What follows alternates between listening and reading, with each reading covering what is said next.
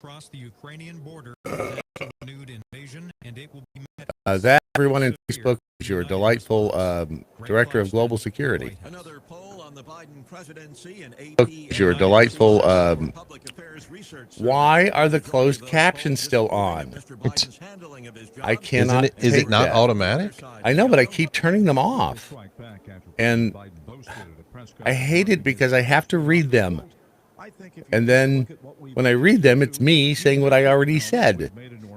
Damn it. 30 seconds ago. We should one day give Dave the test of listening to himself off the record head. Is it off the record or the playhead? Playhead. What does that do? You can't talk. Because you're hearing your voice like a half a second after you say whatever it is, and it literally you start and can't talk. Oh yeah, let's try that. I want to see if I could do it. You can't. I guarantee you can't. Hi, Lisa - Jeremy. That's so cute. Join account. Brenda, Jamie, Sarah. Of course you do. Get your own. You can go to preparewithmojo50.com. That's preparewithmojo50.com. You can't have mine. Supply chain disruptions, shortages, panic buying. Unfortunately, they've all become facts of life in 2021. The good news is you have preparewithmojo50.com. What is Pat talking about that? Emergency food supplies, Oh, wait a second. It's a air filtration, Gina Carano. other tools. Preparewithmojo50.com. Teddy Roosevelt statue removed from outside New York Museum. What did he do? I mean, he's a racist. He was rough. Misogynist. He was rough. He was mean to somebody. He was rough. He See? was rough. The way he rode, he was rough. 1 minute. Wow.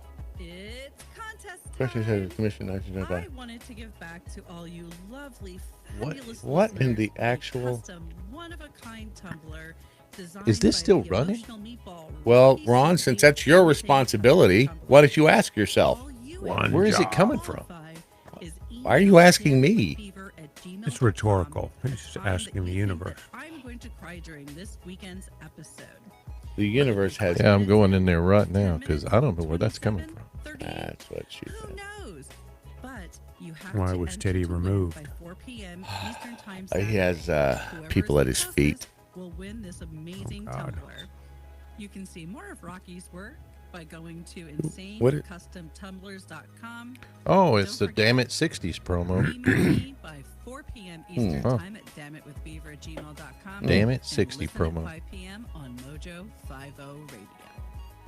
Let's see what Mouse. Ooh, my package is arriving soon. Let's do it.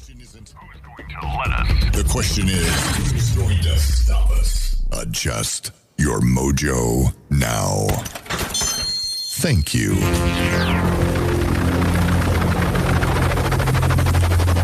The mothership has landed. Brad Staggs, the mighty Mojo 50. Well, if you watched the president's press conference yesterday, it was Stand it. it was a piece of work. It was he's the president of the United States of America, the most arguably powerful person in the entire world. Well, with the possible exception of Dr. Anthony Fauci. And this guy is a rambling moron. But his people gave him an A+. Of course they did. I mean, he did get through it without any really bad gaffes. Or Did he whisper? pushback from them. Did Right. he whisper at all? He did whisper. I Yes. couldn't Yes, he do did. it. I couldn't do it. He whispered, and he took questions. I'm going to have to give them credit for how they structured the questions this time. Oh, was it the I can only pick from you certain people? Well, yeah, but they didn't do it that way. He's How did they? I'm willing. Okay, I'm ready to take questions. The first guy stands up. So what they told the first guy was just stand up. Just as soon as he says, I'm ready to take questions, you just stand up. And that way he doesn't have to go, let's see here. I've got my list here somewhere. Bob from the Associated Press. How are you doing there, Bob? So he just the first dude just stands up. But here is the opening. I mean, it was had credit where credit is due, and then right at so they did the list without really doing the list. Brilliant. I mean, again, you got to give credit where credit is due. So here are the opening salvos from the President of the United States. Hello, folks. Hello, folks. Thanks for being here. Well, good afternoon, everyone. Tomorrow will mark 1 year since I took office. My God, it feels like 10.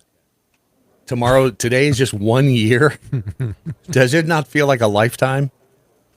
It reminds me of that joke, the guy who goes to the doctor and he ends up having a terminal disease. Bad news. You've got whatever it is, taint rickets. You're going to die. Taint rickets. Our terminal. And the guy said, "Oh my God, doctor, what should I do?" He said, "Get married and move to Des Moines. It'll feel like a lifetime." It's the same way. I mean, has this last year not felt like 100 lifetimes? There's been way too much going on. Holy. Yeah. It's been a year of challenges, but it's also been a year of enormous progress. Okay. I'll bite. Where's the progress been? Oh, well, the people that got jobs, that created jobs. You mean all the people that have been knocked out of their jobs by the government the year prior? Yeah, and wages increased. See, that's the one that gets me, is that according to the economic, whatever the hell office it is, the average wage went up, or the average income went up, but it was a combination of salary and also government stimulus. Oh yeah, because they're not going to break it down for you. No. But so how do we really know that wages went up? I don't. It's smoke and mirrors. Yeah. And then on top of that, all that got erased. All of it got erased by inflation. Right, which was transitory. Yes, but that's it. Yeah. But it's not. But it's not transitory.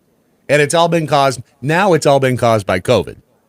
Here it is. We went from 2 million people being vaccinated at the moment I was sworn in to 210 million Americans being fully vaccinated today. We created 6 million new jobs. Okay, first of all, the government didn't create shit.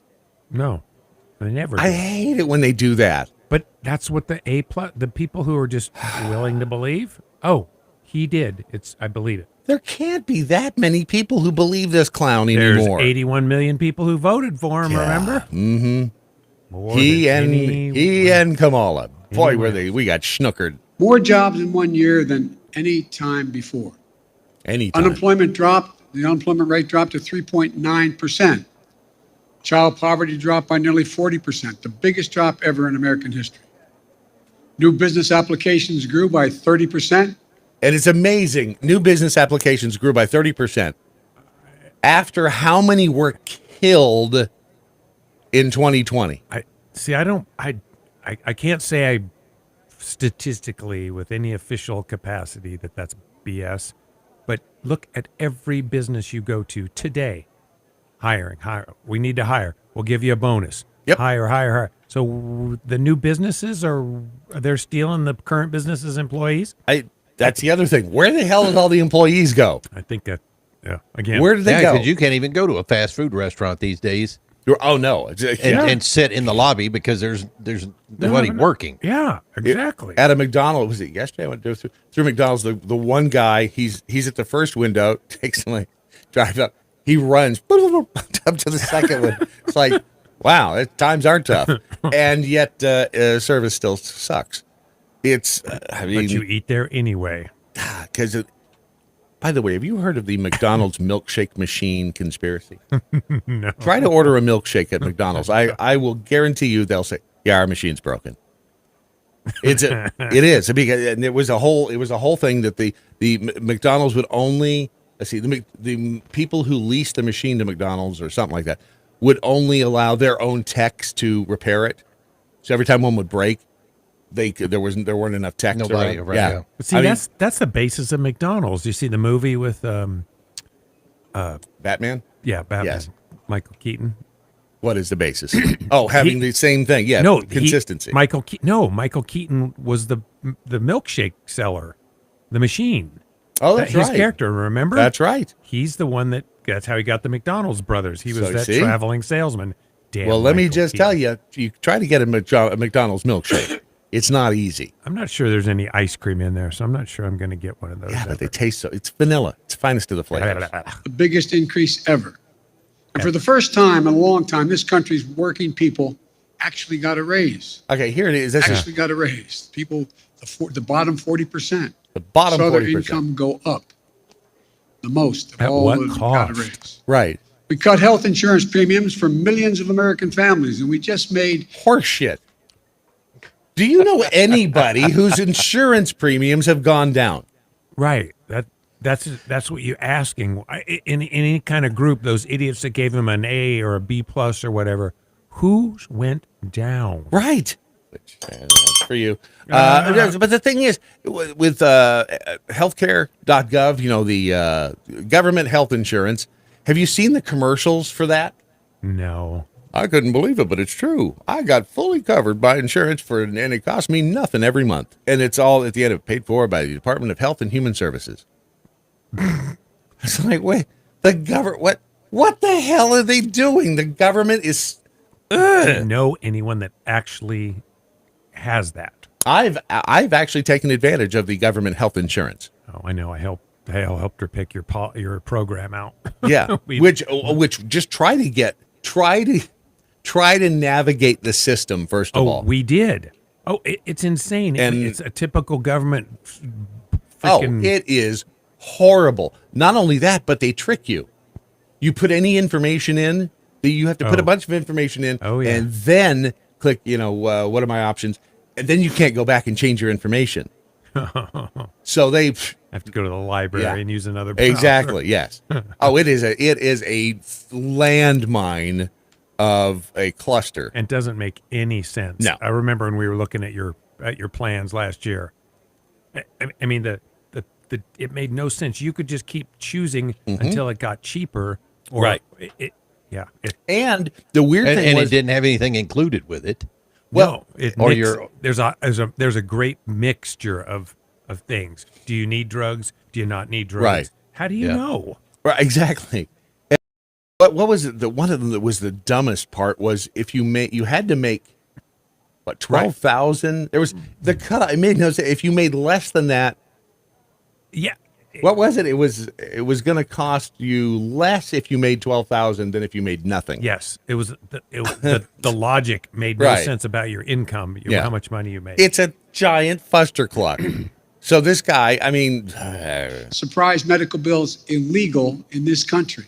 Wait, hold on. This is the best part. You know those bills you get that you don't expect of $2,000 to $5,000 from the hospital beyond what you thought you were going to have to owe because of the consultation you weren't told was going to cost that much? What? No, I'm not really sure, but okay. I mean, we've all heard the stories about people. You go in the hospital and you get the bill. It's like, wait, what? How much? What I believe. Oh God, I hate to even say that I'm explaining interpret for us. In one instance, for example, if you go to the emergency room and see a physician, you may get billed separately from that doctor because the doctor doesn't actually work for the hospital, and you assume that anything you get done is covered by the hospital. You're going to get your bill, right? But that physician or consulting physicians may not have the same billing. So I get that little part, but he's still incoherent rambler. And okay, if that's the case, I can't wait to see what my bill is for the hospital. Because I went to the emergency room and there were 19 specialists coming. Hi, I'm the specialist for internal taint rickets. And then there was a guy, the infectious disease doctor, who came through and asked me all the questions. Didn't you tell me that hospital doesn't even know who you are? I believe they never asked for ID. Or insurance. Yeah. That's I'm good with that. I'm fine with that. Whatever.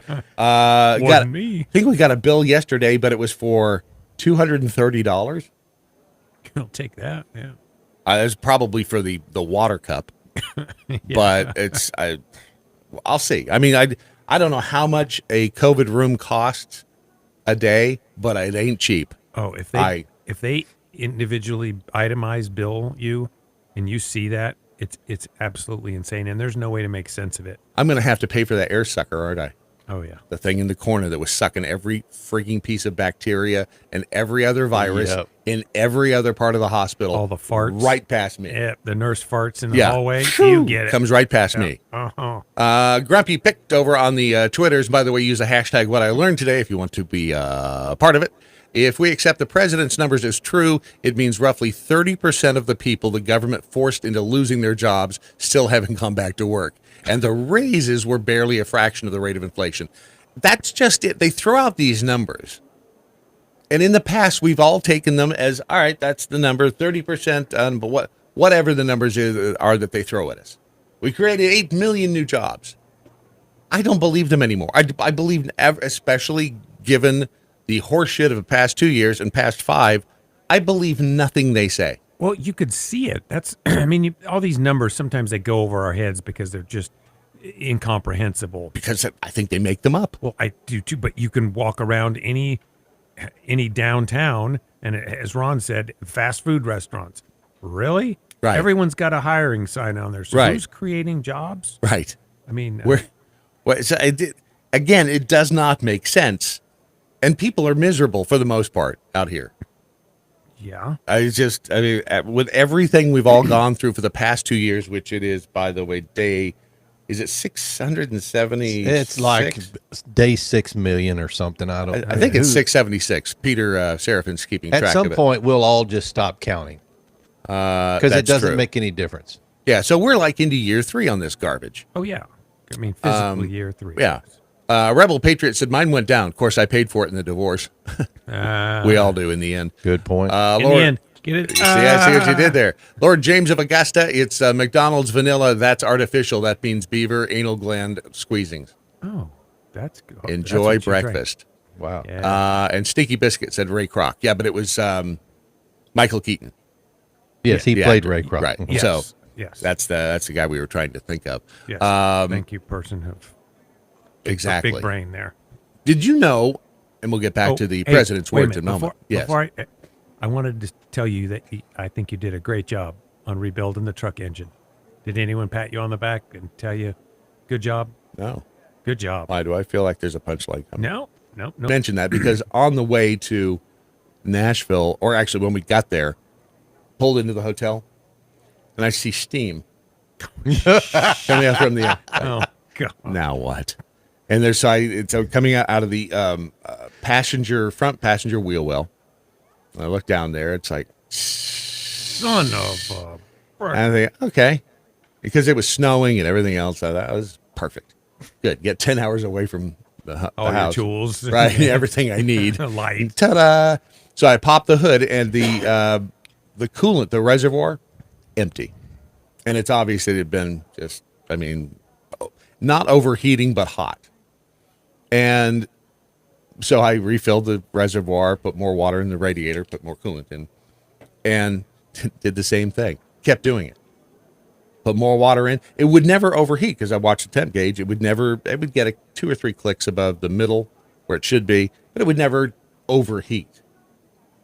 And so driving all the way back from Nashville, it's like you've got that feeling in the pit of your stomach that something that you're going to be driving along, and all of a sudden the hood, the hood is going to poof, fly up and hit. Yep, right, and the gauge is just going to go off the charts, which it never did. And get back here to Texas, start looking it up, and I thought it's got to be something stupid, something simple. It always is.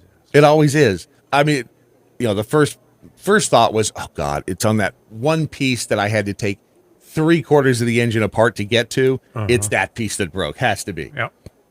Turns out, radiator cap. Bad radiator cap. I mean, it's.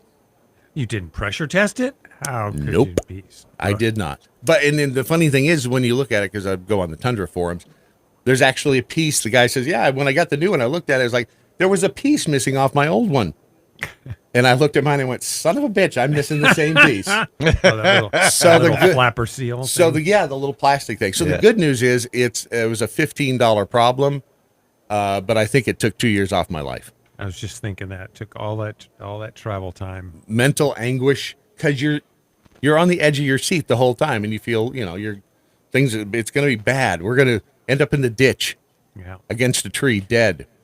Which is why it's so important to get a good night's sleep. Because that helps you with your stress. The dude is awesome at segues. yes. Oh my Did gosh. you know that if you sleep with it and it's too big or too stiff, it can mean sleep disruption? Right here. You'd I'll never get that too, you right? never want to sleep with this thing when it's too big or too stiff. Mm-hmm. It's a What problem. she said. I'm talking about your pillow. I don't know what you were thinking. See, because it naturally, what happens is if it's too big or too stiff, it pushes your head forward. Oh, I've got You know what I'm saying? It I don't know why I laughed out. It forces your Ron, head I'm forward. seeing the visual. and I wish you were here to block He this. sees it too. Oh, Oh, God. I can see it. No, I mean, I can't help it though. Ron sees it all the time. Are you kidding? But when you do this, it makes it hard to breathe because you're is that a new belt buckle? Yeah. So you want to make sure you have the best pillow you can possibly get underneath that big old noggin of yours, and that's where mypillow.com comes in. Go to mypillow.com, click on radio listener specials, and you will find a veritable plethora of things you really shouldn't live without. Maybe you could, but you shouldn't. Not only the My Pillow for as little as $19.98 with promo code Mojo50, but also the My Slippers, which another travel-related story. I was wearing my slippers the whole time I was driving. So I'd get out. Damn it. I was know. going to badmouth someone. It's like, Grandpa, you're wearing your slippers again in public. I did not care. I had white socks on. They're awesome. I know, slippers, right? guys. Yeah. And so I was wearing my slippers into the snowstorm. Well, it wasn't a snowstorm. I mean, there was snow, but it wasn't that bad. Yeah. But it was, they're that comfortable. I'm walking into truck stops. See, I'm down the road, Jack. I said, people are looking. Grandpa, you wore your slippers in public again. Damn it! I was just gonna mock someone I saw getting air in their tire this morning. Some dipwad in his shorts and his slippers. That's me. You know what? I'm surprised you haven't gotten with there a jacket yet. on, Coat and shorts and slippers. That's me. I've gotten. I just don't care anymore. I just don't care. I mean, who am I trying to impress? The hot blonde that walks in. Yeah, exactly. Well, that's when you go, son of a bitch, why do I wear myself? If only Right. I didn't have these slippers on, I could get her. Yes, exactly. Yeah. So go to mypillow.com and use the promo code Mojo50. All right, let's see what people are doing over in the Facebook chat room. Rocky with an eye is there. Smooches and stuff. Truck stop, yeah, okay, more like the rest stops at 2 a.m., says Alan. You know what? If they were good enough for George Michael, they're good enough for me. Hey, now. What? There's nothing wrong with a good... Have a little faith. Little loving at a truck stop. Where else are you supposed to get it while you're on the road? You know what I'm saying? Yeah. So, again, the president continuing his blatherfest. No more. Did you watch They're the whole now thing? illegal. Thanks to the American Rescue Plan and other actions we've taken, we've seen record job creation, record economic growth in the past year. Can I stop? Now. Stop. Illegal. It's illegal to bill you. What kind of accomplishment is there? It's not illegal. If the service was performed, you're getting a freaking bill. Did you know he signed an executive order back in July that was supposedly to fight monopolies? You heard about that? No. I haven't. Oh, I hadn't either. He mentions it a little bit later. I had to go back and look at it. I was like, Isn't that why we have the FCC to take care of monopoly? No, not FCC. The SEC? No. Federal Trade. I'm FTC, Federal Trade Commission. Yeah. Which, great point you just made. How many frickin' agencies do we need to watch out for us? Yeah, way too SEC, many. FDA, FCC, FDC. All they do is cost us money. And they're watching out for each other. Yes, pretty much. Infrastructure bill. We're about to make a record investment in rebuilding America to take us to be the number one best infrastructure in the world. Where it's going to take us. It's going to take us to number one best infrastructure in the Did you see world. His face? Yeah, as if he's in pain. If he searching for the word. He's a stutterer. No, me mean Jim. Shut up. He's an idiot. And he's an evil idiot. That's even worse. Well, now we're way below that. Right now, we're way below that. Was genius. The best plan and other actions we've taken. We've seen record job creation, record economic growth in the past year. Now, thanks to the bipartisan infrastructure bill, we're about to make a record investment in rebuilding America to take us to be the number one best infrastructure in the world. But now we're way below that. Jumping off script. I mean, what? We're way below that. We are nowhere near the best. How do you quantify that? It's just beyond. It's beyond me that. Well, I mean, I don't want to be. We're don't the bestest. Want to be mean to an elderly man. F him. But it's the people that support him. I mean, not the evil ones like Paisaki that support him, but I mean my aunt, for example, who would support him because he's a Democrat. Mm-hmm. Why do you look at him? How is it possible that you can look at him and say, "Oh yeah, he's good"? Right. It makes no sense. Like you said, he's a stutterer. Stop being mean. Right. That's what he's lost. He is a lost ball in high weeds. We'll be creating better jobs for millions of people, modernizing our roads, our bridges, our highways, our ports. Let me just tell you, Arkansas could use some help. You want to let's fix the pot. I think a concerted nationwide effort to fix the freaking potholes in Arkansas. When you leave Texas and enter Arkansas, it is a completely new world on those roads. You need to wear a mouth guard driving through Arkansas. And it's okay. I'm going to give it a ring just in case. It's horrible. I mean, can they not fix their freaking roads? That's just an aside. Our airports, everything from making clean water, removing lead pipes. Making clean water? Yeah. I got to make water, Miss Daisy. Is that what he's talking about? That every American can turn on a faucet and drink clean water. Okay, let's get serious. Who the hell drinks tap water here? No. I will drink it out of the refrigerator after it's filtered. Thank you. Yeah. And by the way, as another aside, Ron, I hold you personally responsible for getting me hooked on Propel fitness water. Fitness, either you two? It's just, I'm telling it's got electrolytes in it. It's actually pretty good. It is good water, but have you tried to open the one that has that you squeeze, it's got the flip top on it? You failed? You have to be in damn good shape to open that son of a bitch. It is like, it'll rip your thumb off trying to pop the top back on a bottle of Propel fitness water. Oh my God. I'm telling you, these are the problems I face on a daily basis. The problems you face. It is not easy being me.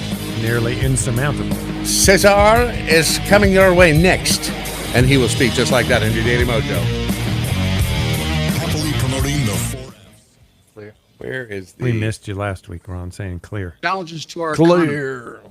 But we're getting through it. And not only are we getting these past few years, we can. I'll close with this. Pay ranchers less for their cattle, they grow. This isn't a new issue. It's not been the reason we've had high inflation today. It will ease long-term inflationary pressure. The bottom line, if price increases are what you're worried about, the best answer is my Build Back Better plan. Third thing we're going to do. If you're worried about, promote competition.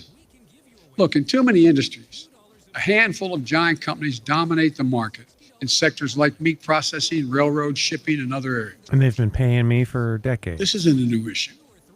It's not been the reason we've had high inflation today. It's not the only reason. It's been happening for a decade. But over time, Wait a minute. Who was in the White House a decade ago? Reduced competition, squeezed out small businesses and farmers, ranchers, and increased the price for consumers. We end up with an industry like the meat processing industry, where 4 big companies dominate the markets. Pay ranchers less for their cattle they grow. Charge consumers more for beef, Cattle hamburger meat, whatever they're buying. All right. I like to grow cows. I have to water them all the time. Look, I'm a capitalist. Here we go. But capitalism without competition is not capitalism. Okay, there was your whisper. Mm-hmm. Hey, Cesar, how are you? Hey, how are you, Brad? I am so good. That is a nice piece you wrote up there on the press release on. All right, 10 seconds, coming back. So stand by.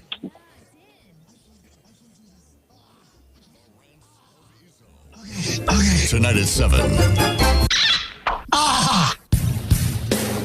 The Daily Mojo. All right, let's see over in the Facebook chat room. Pickled Squirrel, Brondo's better than Propel. It's got better electrolytes.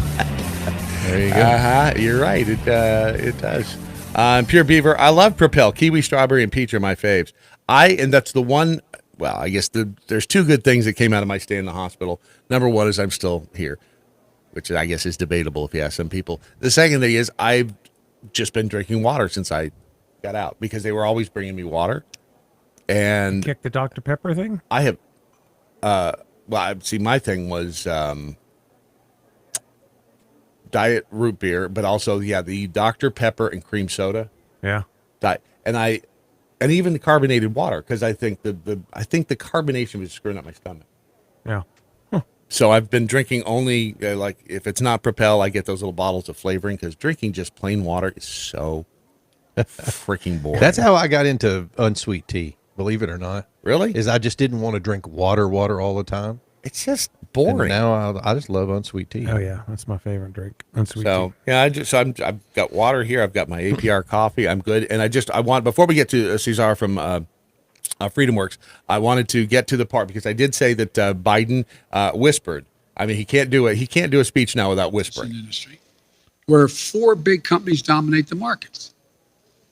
Pay ranchers less for their cattle they grow, charge cattle they grow. Yeah. Consumers more for beef, hamburger meat, whatever they're buying. Right. Prices are up. Here we go. Look, I'm a capitalist, but capitalism without competition is not capitalism. It's going down. It's exploitation. Read my lips. Exploitation. It's going down. Exploit. Yeah. And I think this is where he says, So I signed an executive order There it to is. tackle unfair competition in our economy. right. We're going to continue to enforce it. Okay, so Yeah. I didn't know he signed that executive order. Now it's bringing Cesar Ibarra over from FreedomWorks, the director of legislative affairs there, VP of legislative. Did you get a title bump?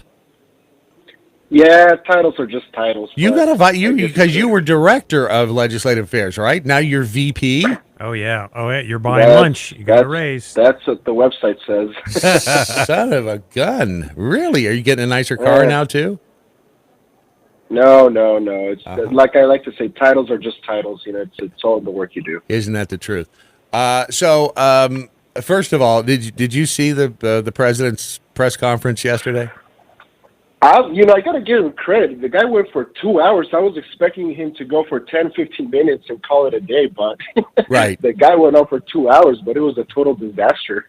It really was, and we noticed that when he started taking questions. I guess I'll take questions now, but they tweaked it a little bit so he didn't call on the first person, so it didn't make him look like a bumbling fool looking down at his notes. Right. But so the first person that was going to ask a question just stood up, and then they were obviously canned questions because the president had the answer for each one right there.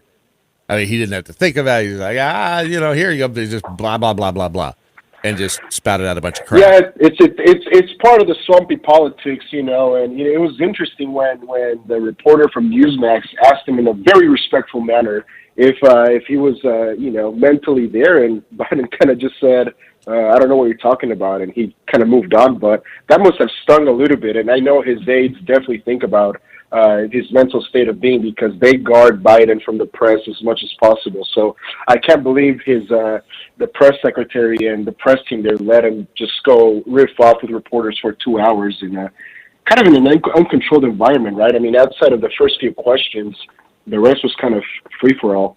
Well, and it was also interesting, another good point. So we had a Univision reporter who was asking about China's influence in South America and Latin America and all these things going on down there, and he immediately pivoted to immigration and how patronizing it is that just because it's a Hispanic Univision reporter asking about China's influence in our backyard, like a very serious geopolitical issue for our nation, and the guy pivots to immigration because if you're Hispanic, all you give a crap about is immigration, right? I mean, it's totally patronizing. Hey, you look brown. Let's talk about the border. Yeah, it's insane. Wow. It's the world in which we live now, though. That's the craziest thing.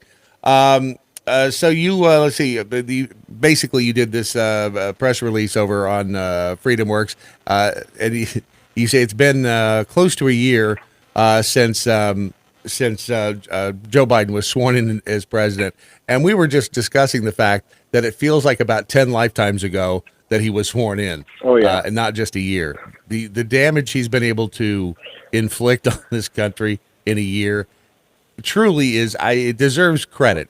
You couldn't do, I don't think, a better job than what they have done, what he and the Democrats have done. And there was good news yesterday with they tried to destroy the filibuster. Guess what? It didn't work. It didn't work. Yeah, I mean, and this is, I mean, all credit is due to all of the grassroots activists across the country who were calling their senators. As I noted in the press release, our FreedomWorks activists drove over 500,000 messages to their politicians. They logged more than 44 days total. That's more than 1,000 hours on the phone, urging their politicians to vote no, to protect the filibuster and vote no on these federal election takeover bills.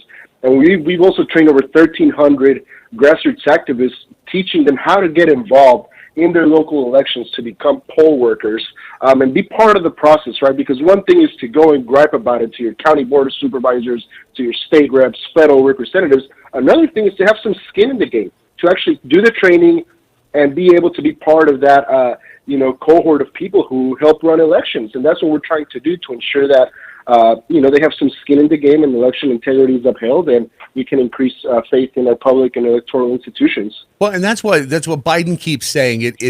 It matters who counts the vote, and trying to say this like it's strangely enough, they're coming to get you. Strangely enough, it does matter who, and he's right. It does matter who counts the vote, and it was the folks who hated Trump who were miscounting the vote last time. So they just want to be able to keep miscounting. Notice he doesn't say it matters who counts the vote correctly and honestly.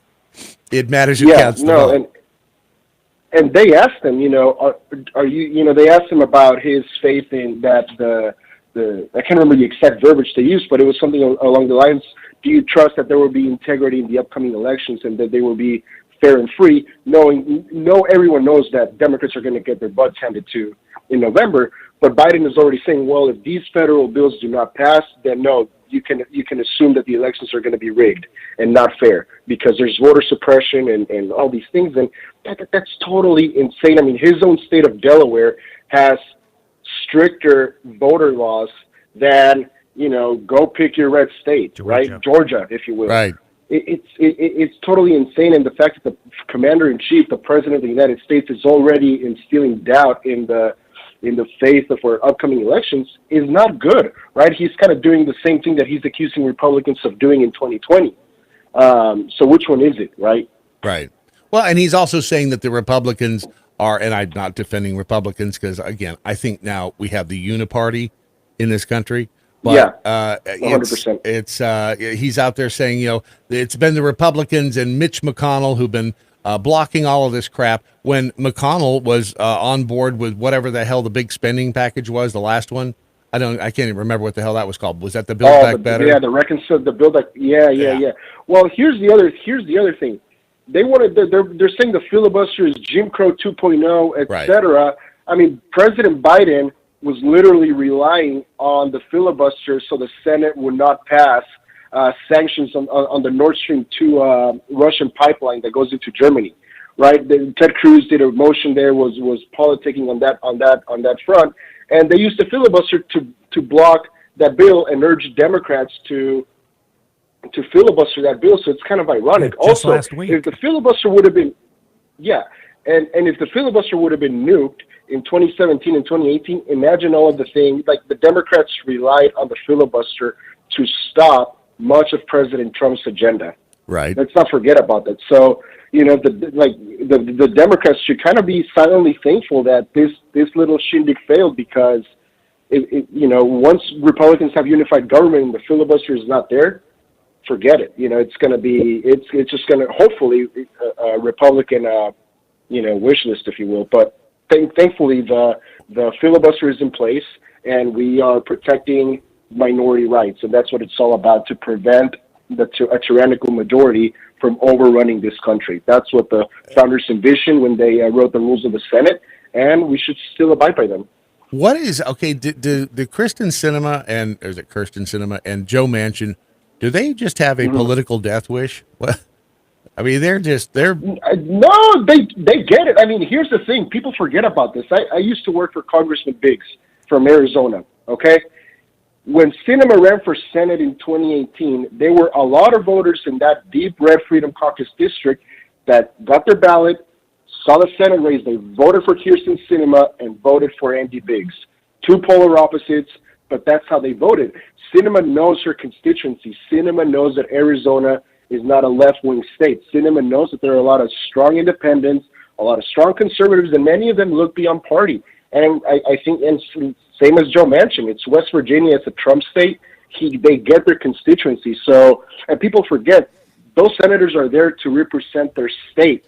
Right. Not Vermont, not New York, not California. So that's how it goes. Schumer was representing liberal New York. But the thing is, man, they're inviting the ire of the Democrat machine. Look at, was it Henry Cuellar down here in Texas? You saw where the he's a Democrat. Yeah, I know, right? He pissed. Well, I know what it is. He pissed off Biden and Harris, bitching about the border, and the FBI was at his house yesterday. Raided. They raided his. He's a Democrat. He's a Democrat in Texas, and the FBI was present in the vicinity of Windridge. This is according to CNN. In the vicinity of Windridge Drive and Estate Drive in Laredo, conducting court-authorized law enforcement activities. The FBI cannot further comment on an ongoing investigation. Spokesman Cuellar told CNN that Congressman Cuellar will fully cooperate in any investigation. He is committed to ensuring that justice and the law are upheld. But he was, he's been merciless in criticizing Harris, the VP of whatever, for her, lack of anything on the border, and they're pissed. So now I don't know what they're going to find on his computers, but I guess it all depends on what they plant on his computers. I'm gonna be following that story, to say the least, but it just goes to show, right? Look at Henry Cuellar, right? He's a border town congressman. He gets his constituency. He's on the front lines of that. And he's, as far as Democrats go, he's not that terrible on border issues. Right. He gets it because he's there. So that, kind of compare that to where Kirsten Sinema and Joe Manchin landed on the filibuster, that's kind of where it goes. So we should be thankful that Joe Manchin and Kirsten Sinema stood by and protected the filibuster. No doubt. So, hopefully this effort stops and Republicans don't try to do it when they get the majority, and Democrats don't try to do it again. All right, one last question here, because and I didn't even remember that he had done this, but back in July, it was July 7th or 8th last year, the executive order that Biden signed to promote competition throughout the U.S. economy. Do you remember that? Yep. Do you remember that? I do, and yeah, we did. I'll send you. We one of our colleagues wrote a press release or some notes on that. But in short, it's pretty much going after everything big, the consolidation of big business, right? So taking a look at, is big tech too big? Is the meat packing industry too big? All these things, healthcare, all of these things. It's sort of a mechanism to drive up the conversation around antitrust policy, and taking a look at whether big businesses are preventing, consolidating power by acquiring, small businesses, et cetera, and preventing the independent growth of small businesses in America. Didn't we already have laws against monopolies? They're in the books, but it's an executive order. So in short, it just says, "Hey, agency, take a look at this. Let me know what you want to do, and see if they do regulations." So through a regulatory action center, we're monitoring the docket and trying to see what they put out on that front. One of the things we were tracking closely is the Federal Trade Commission, which is in charge of antitrust policy, and see what they come out as far as big tech goes, because that's a big fight that is brewing, and something's going to happen soon. I know the Senate is already looking at some of these measures against big tech, so we'll see what happens. Well, and back when this story came out, Politico even said the White House said the order will include initiatives to require airlines to refund fees to passengers who receive shoddy Wi-Fi service or baggage handling. Which, wait a minute, so now you can go in and complain that I have really crappy Wi-Fi on the plane. I want my money back. It also restricts businesses' ability to foist non-compete agreements on employees, challenge occupational licensing requirements that limit competition in industries like healthcare, and guarantee farmers and motorists the right to repair their own vehicles without voiding warranty protections. That's already on the books, the car stuff. Sheesh. So, I mean, it's like, it's one of those. The car thing is an act. It's already on the books. So anyway, right. I just don't trust anything they do. I guess that's my problem. I trust nothing. That's a safe place to land, Brett. Yeah, that's kind of what I figured. All right, Cesar Ibarra, who is now, do we have to salute you or anything now that you're the vice president of legislative? No. None of that. I mean, it's an impressive title, VP. So good for you. And I mean, I'm assuming they gave you a nice corner office with a view of most of DC. That's good. Yeah, it's a view to where the IRS agents work and screw us on taxes, so Nice. It's not that glamorous. Nice. All right, buddy. You have a great rest of the week. We will talk to you again next week and solve more of the world's problems. Thank you all. You bet. Let's see here. Where was I? You know what? Let's talk about Romika Designs. Shall we? I think that's a great idea. That's a small business that will surely be affected by the president's. Because there's been word that you were going to merge with another laser company and possibly form some sort of a big alliance that would force small laser companies out of business. Like a co-op or something. I haven't heard that yet. That's because Misty handles all the good stuff. Yeah, that's true. But yeah, so we so I started revamping the website yesterday. I figure, what was it you said yesterday? Everybody buys everything in the fourth quarter. Yep. And then the first quarter, everything's a little slow. And I went, okay, great idea. Let's just start revamping everything, adjusting, moving stuff around. I've kind of got to a point now where I'm pretty comfortable with figuring out the settings for the fiber laser. Mm-hmm. But this thing's going to be big for us because we're going to start doing dog tags. And yes, somebody messaged me yesterday and said, you said dog tags on the show, but they're not on the website yet. That's correct. They're not. But we're getting there. So dog tags, bracelets. I did a stainless steel bracelet for Misty. Nice. Oh, so that's yeah, so sweet. These things are going to be fun for us, and we're just going to move forward. But RomikaDesigns.com, the new website design, probably within the next couple of weeks. See, what you have to do is you have to create the need that people didn't know they needed. That's correct. That's the genius. They didn't even know they needed the cutting board with their name on it. That's correct. They didn't know they needed the sign with their name on it. But you create the need, and you'll draw them right. If you build it, they will come. And I think that's you're welcome. Thank you. Mm-hmm. I still would, if I the rest of your family here, I would still be suing you over your nice, your glamour shot, and then a couple of random candids for them. I mean, would you have a little bit more respect for your family? Really, dude? Thanks. I mean, seriously, really. I mean, they're both beautiful, and the trouble is, it's like you've got this nice, really. And why is your picture first? Oh man, why can't the real boss be first? Can't you move that over? Right. I mean, can't Misty's picture be first there? And because I mean, let's in the pecking order. I mean, she's. And you might as well put your picture last. Let me see. All the text messages are coming in now. So look, I'm just trying to. Somebody has to be Misty's advocate. That's all I'm saying. So it's romikadesigns.com and get you some of that laser stuff today. The Daily Mojo. All right, let's see here. Go over to push this button that way. Wade Robertson, meat packing is too big. Big meat in this country. How many times have we railed against big meat? Right? Should I call you Mr. Meat? What movie was that? Is that Porky's?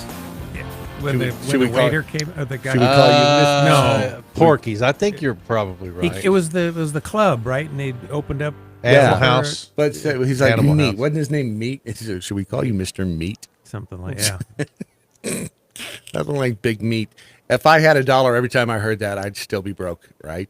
Let's see here. Tony in Ohio. A coworker posed this question to me this morning. If you woke up and were 2 inches, oh God, wait a minute.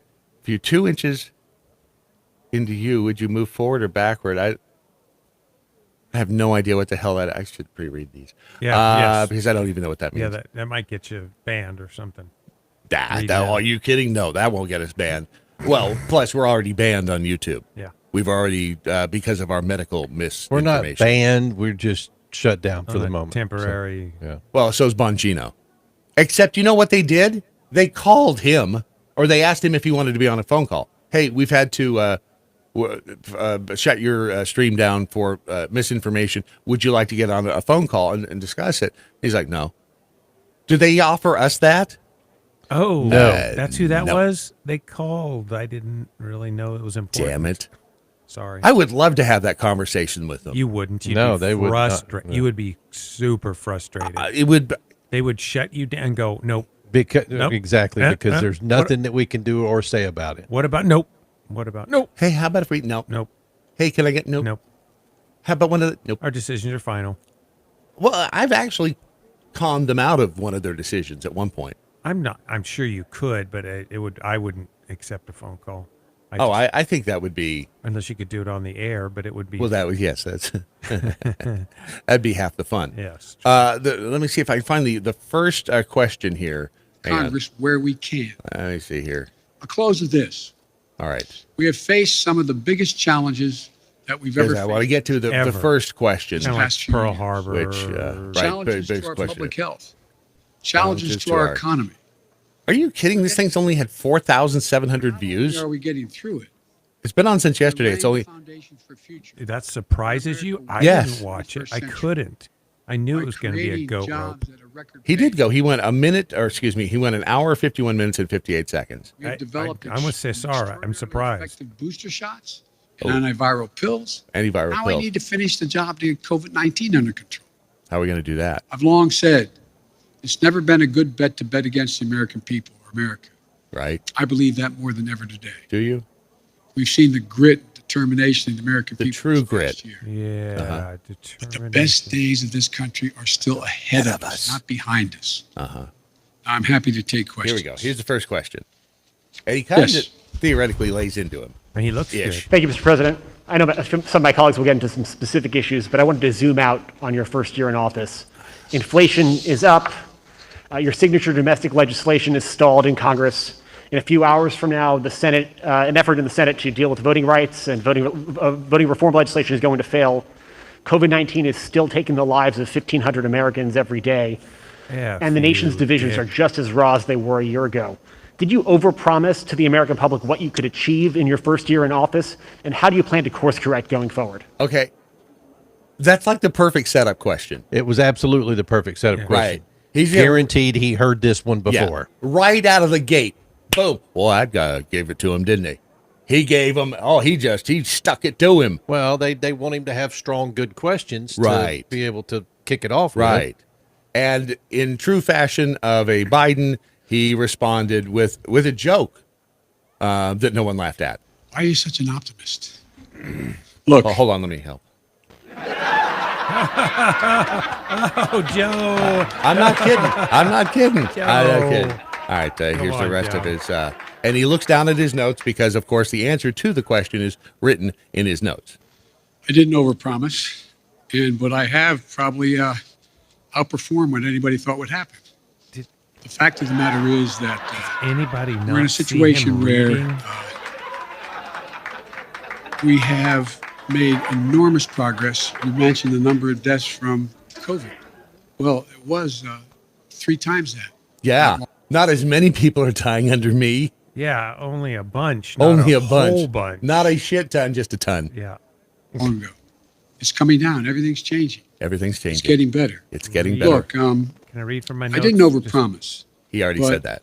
I think if you take a look at what we've been able to do, Like, you'd have to acknowledge we made enormous progress. okay, like, One of the things that I think Reading. is something that He's one thing I haven't reading. been able to do so far he's lost his is place. get my Republican friends to get in the game of making things better in this country. Uh-huh. For example, I was reading the other day, and I wrote the quote down.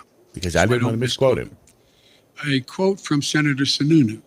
When he decided that excuse me, he Governor wasn't going, Sununu. excuse me, Governor Sununu. Yeah. When he same decided thing. he wasn't going to run for the Senate in New Hampshire. Here's what he said. They were all, for the most, quote, they were all, for the most part, content with the speed at which they weren't doing anything. Wait a second. He just happened to have this quote written down.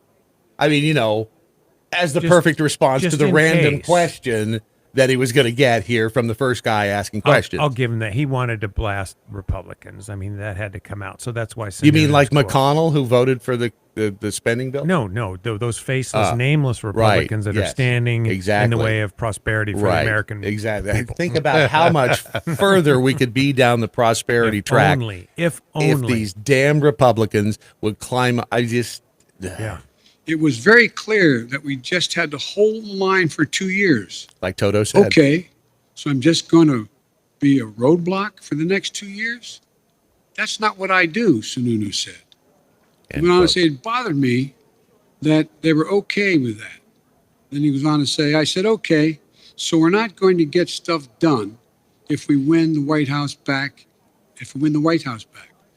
Why didn't we do anything in 2017 and 2018? Because The they filibuster. hated Trump. And the filibuster in Right. the Senate. And they hated Trump. Well, yeah. Republicans hated Trump. I'm not Democrats getting hated that poison shot. Right. Trump's right. vaccination Yeah. will kill you. So the whole thing. So thank you for the quote there, Mr. President. And then he said, how the Republican Sununu spoke to answer the challenge? He said, crickets, yeah, crickets. They had no answer. They had no answer. And you, sir, have no clothes. It is the emperor's. This guy is he's our leader. He is our supreme leader. Rebel I Patriot. don't even like to hear it like that. Wow. Rebel Patriot says, Mr. President, what's your favorite parade? So he wrote this, Pure Blood Whiskey. So he wrote this down because he knew he would need it for this speech.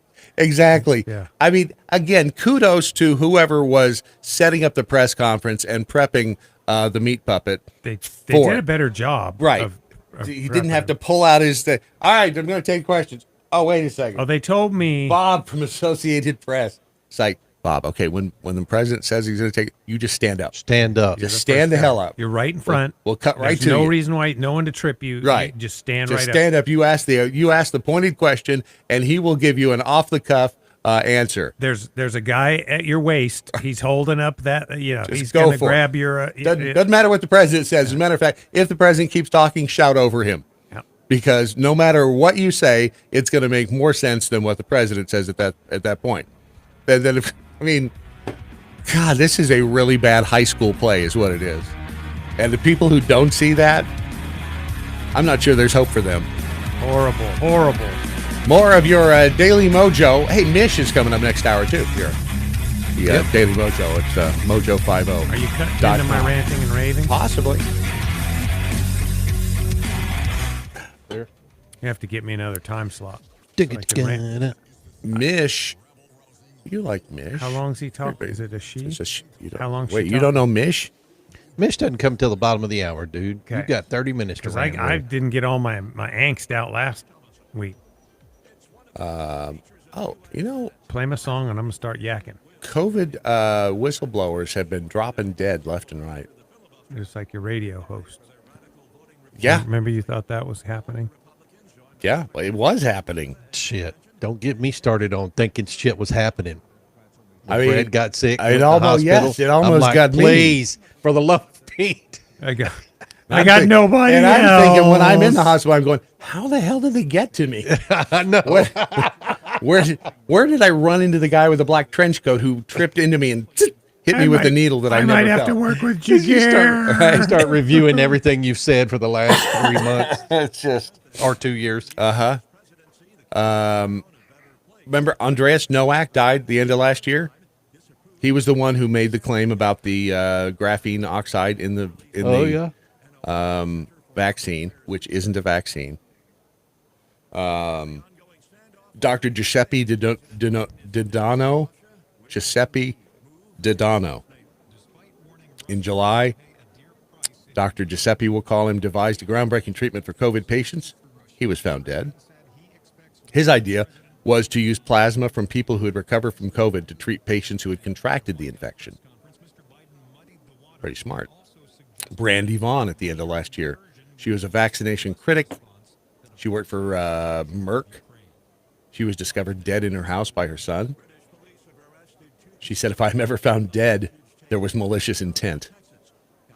Canadian Dr. Mel Bruce, recently locked in a psych ward after exposing the stillbirth explosion in vaccinated moms. Really? Has there been an explosion of stillbirths? Stillbirths. That's just it. How would we know anymore? Because you can't go to the VAERS site because they've got the Men in Black have taken that over. December 14th, doctor warns stillbirths among vaccinated pregnant women are rampant. This is Dr. Daniel Nagase. Women in children's hospitals in one of the birthing centers for Vancouver saw as many as 13 stillbirths in just one day. According to the Gateway Pundit. Huh. But again, how would we know? Because where the hell do you go to find the truth? I don't trust any of the damn statistics. No. No way. No way. The IRS will require facial recognition scans to access your taxes. What? What the hell are you reading? This is over at gizmodo.com. It was mass formations. I tweeted it. No. Say no. Really? Okay. Okay, do you hear that, Ron? I do. Do you hear that little Yeah. You know what that is? What? As I'm switching to the different tabs on this iPad. The hell's that about? Yeah, I don't know. I heard was it a while ago. I could hear it too. What? I mean, And it would just appear and it would just go away.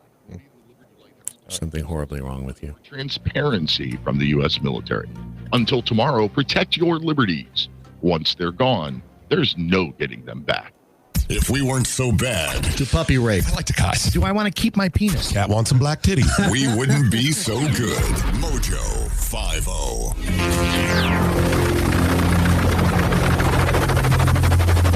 The mothership has landed. Shy Boy in Iowa, don't forget the most popular president of all time. What was the answer to the ice cream question this time? Exactly. Robin P., Jack Hole. And this is why aliens haven't visited us lately. There is no intelligent life. Although there was apparently some really compelling video recently of UFOs. And it's, was it UFO Today? When I tried to look at it, it said, site down for maintenance. So I'm thinking maybe. All right, real quickly, before we get to our global security chief, this just brought to my attention by Squamish on the Twitters. The IRS, this is over at gizmodo.com, the IRS will require facial recognition scans to access your taxes. Users will have to submit sensitive government documents, their social security number, credit history, and a facial scan to third-party company ID Me. Online tax filers will soon be required to submit a selfie to a third-party identity verification company using facial recognition tech in order to file their taxes or make our IRS payments online. Holy crap. Well, I think that's a perfect lead into... He's a former Navy SEAL and Muppet enthusiast. Please silence all cell phones and electronic devices and enter the skip. Prepare to be debriefed. Now presenting the Mojo 50 Global Security Brief, Lord David. I always think of being debriefed as taking your underpants off.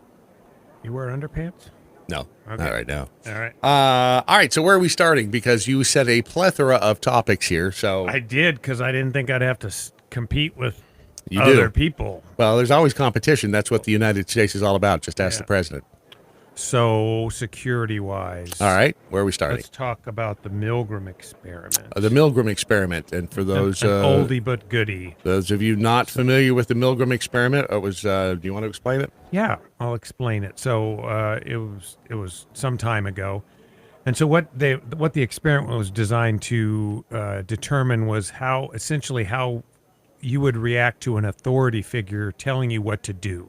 And please step in, Brad, if I'm misstating. How far you would cross your own moral lines in service of following orders. Yes, of authority. So what they did is they set up an experiment. There's a guy in a lab coat. There was the testor and the test and the testee. And the testes.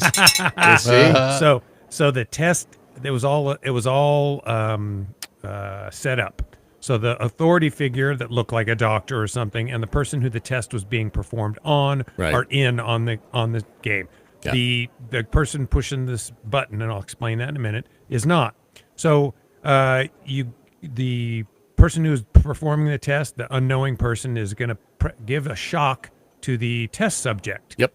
I've seen this. I have a little clip of it if you like to hear it. Yeah, go ahead. Right. It actually, 50% of the subjects obey the experimenter's commands fully in the experiment depicted in this film. 165 volts. Time.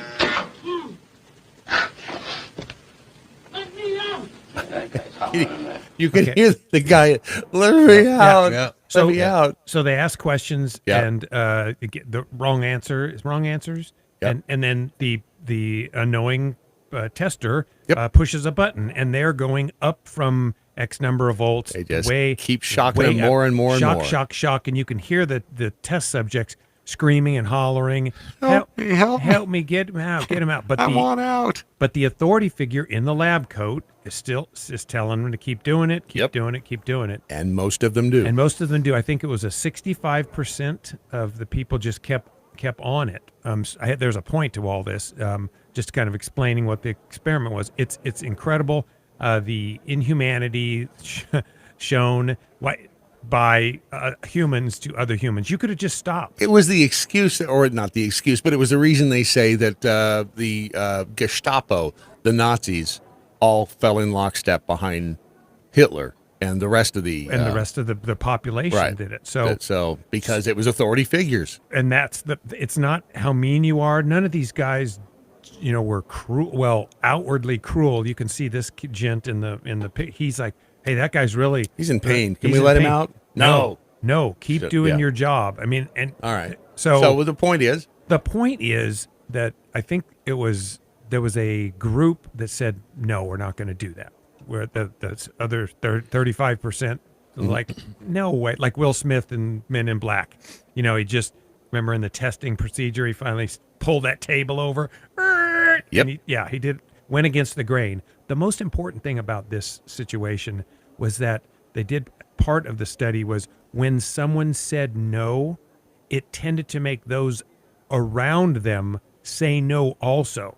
So that's the point, the take-home point for. I'm getting better at this cutting chase, aren't I? You are. The whole point of this is if you and we're out of time.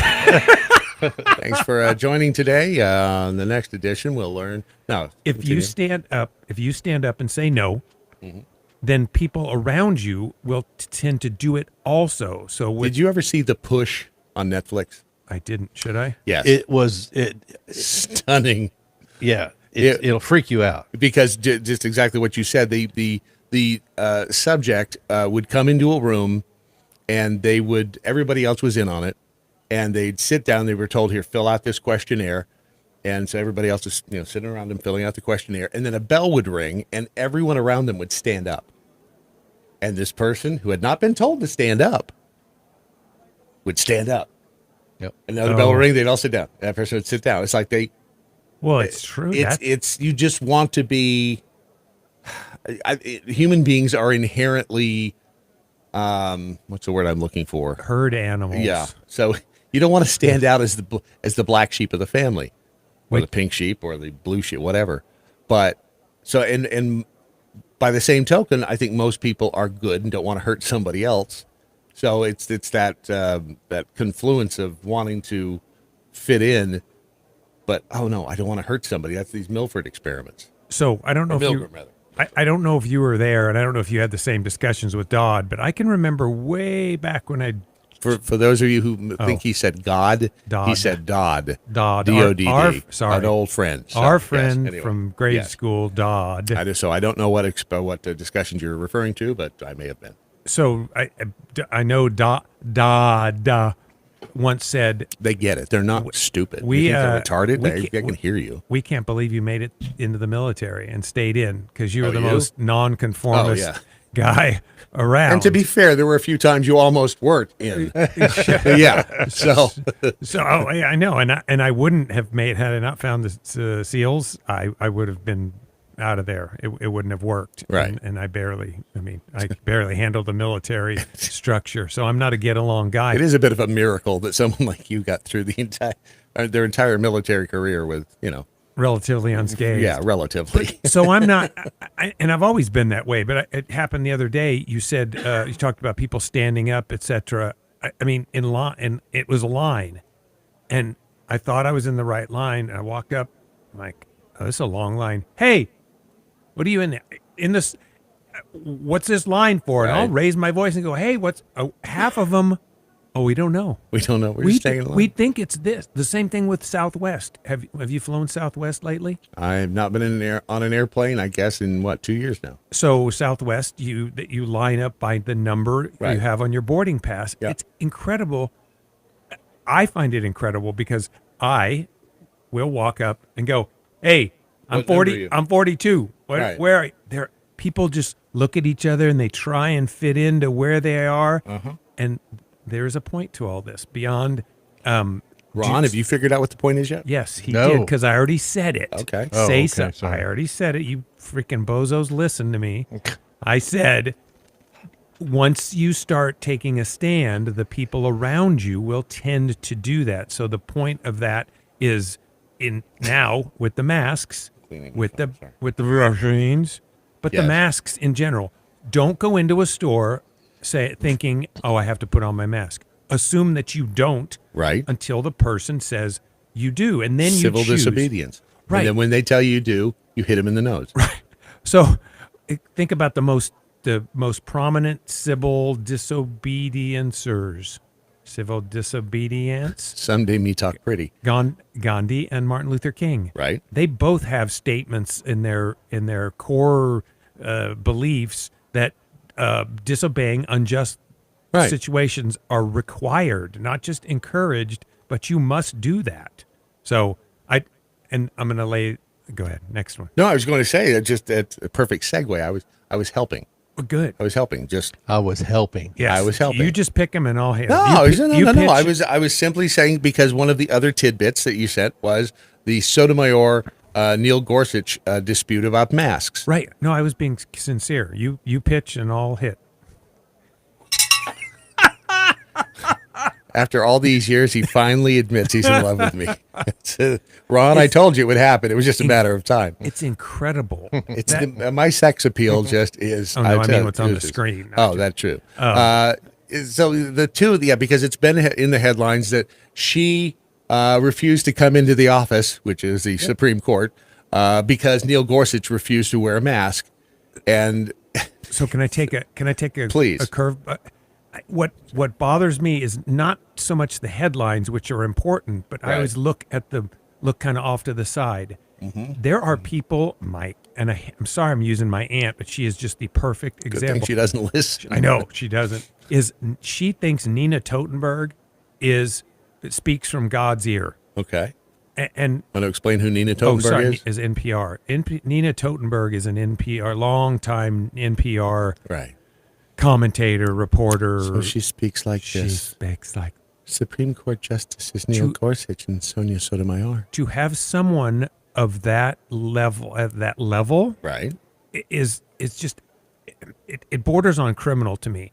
That person should be taken out and whipped. Nina Totenberg should have her ass kicked. I'll do it. Wow. Along with Psaki, I will just. So that bothers me that she can say that, and you throw it back on Sotomayor and her bullshit about the 100,000 pediatric cases, and it's just incredible that people still listen to that. I'm sure we get talked about in the same way. I believe you thought Trump did this or McConnell did that, but these are facts that can't be that are refutable. Well, the bottom line is this.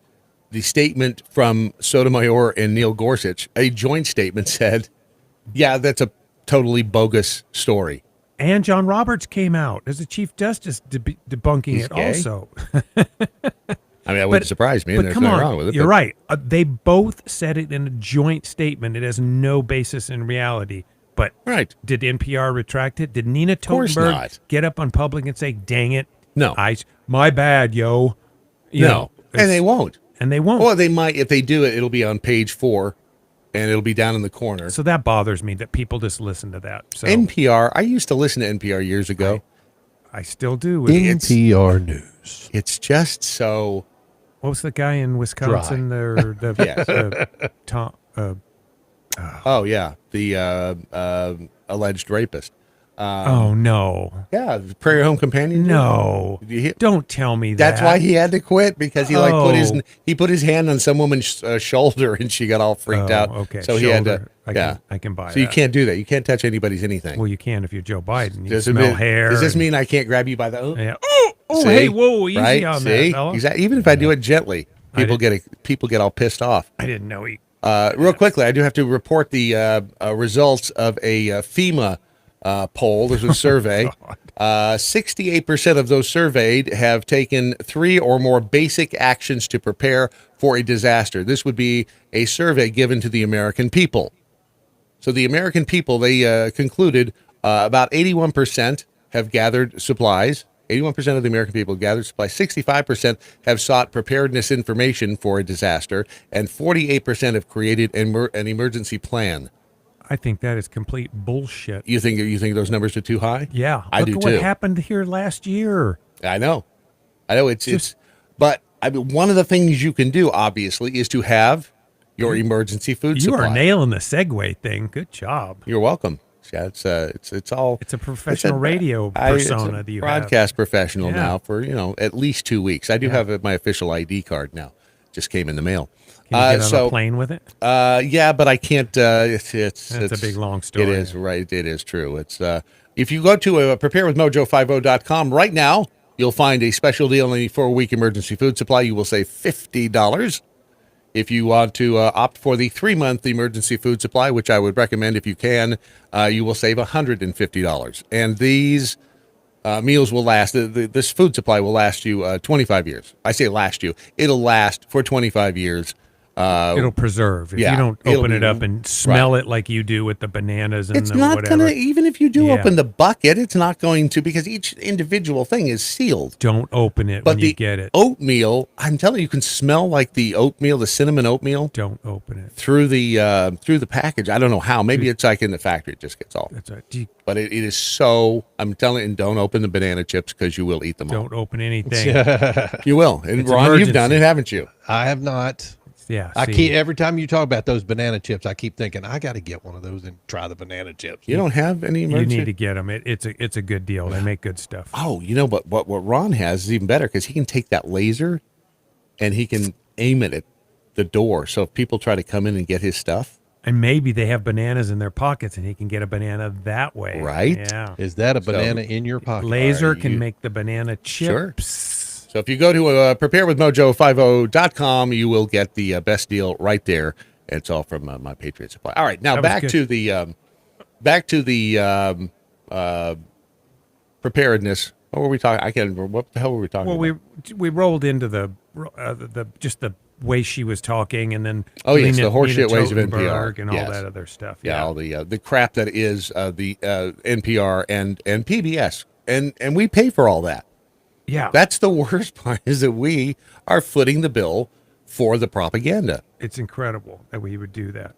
How we have not yet simply. I mean, because PBS, let's face it, they could get by on their own. They could sell Sesame Street merchandise all day long and be just fine. And I used to think supporting was good because I thought they did a good job, and then the political aspect just is beyond beyond belief. It's like the Postal Service; they're a government agency when they want to be, and not when they don't. Sorry, Peter. Got a question for you. All right. So back to Dodd. Yes. So I was listening to the radio. Did you have a stroke or something?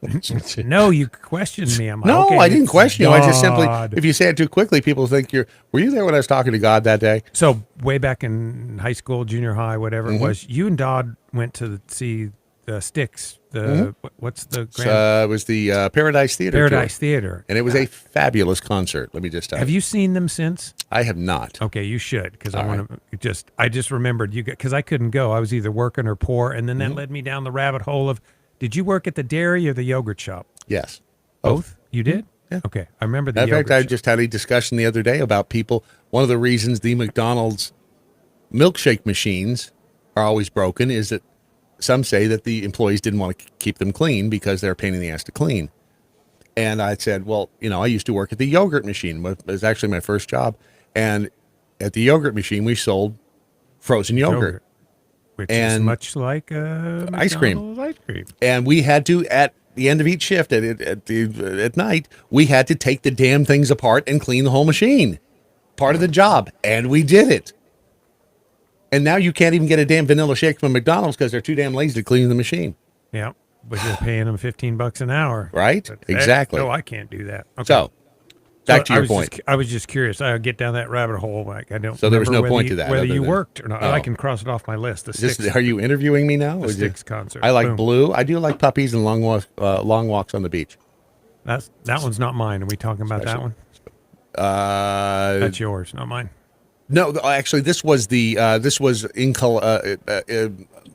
not in collaboration, but this was a story out of Canada, post-millennial. Headline, Quebec Cock Show celebrates young children saying we should call the police on the unvaccinated. This goes back to people following the rules or following in lockstep with what they see happening around them. So these kids up in Canada, they're on this, it's a talk show and it's in French, so it doesn't make a whole lot of sense until they ask about what they should do. Okay, she's about to say, what should we do with the people who don't want the vaccine? This is the host asking the kid. Qu'est-ce qu'on devrait faire avec les gens qui veulent pas se faire vacciner? On devrait appeler la police. Ooh. The kid says we should call the police. And he has parents somewhere. Right. Who have told him. Who needs to have their asses whipped. Yeah. So this goes to the point of people will, because they feel like they're doing the right thing. It was the Germans calling, the Gestapo on the Nazi or on the Jews. Oh, We have a Jew. It's insanity. It's like, how in the hell did that happen? But you see it happening all around us right now. The most chilling part about this situation is the comparison between Germany and us. Yep. Recall history. They had Jewish-only shops.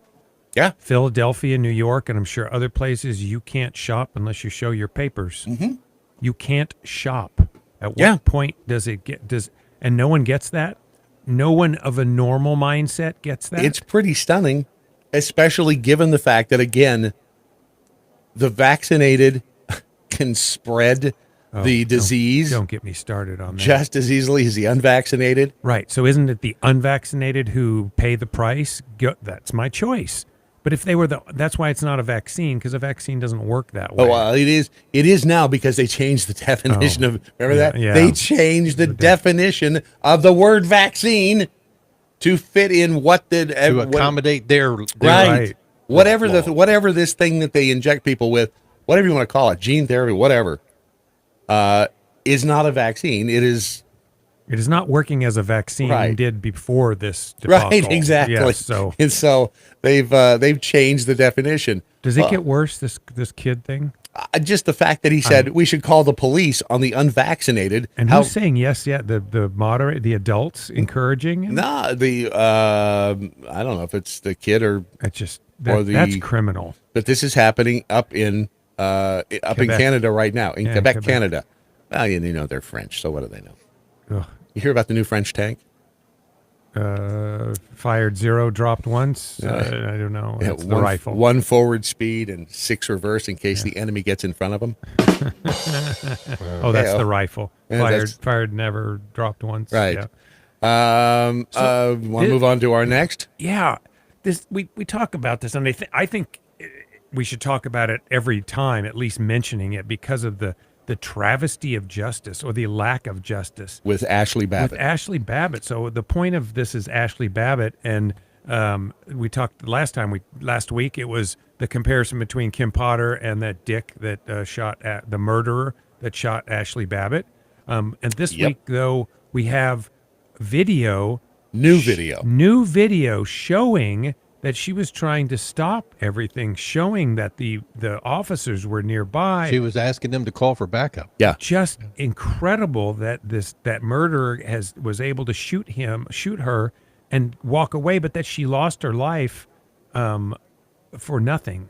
I mean, she tried to stop that guy from breaking the window. I mean, her husband is have you seen is it Capital Punishment, the movie, right? Yes. Have you seen Nick Searcy's documentary yet? No, I don't get out much. I should. You should. Send me a list. It's worth $10. Okay. It's $10 to watch the movie.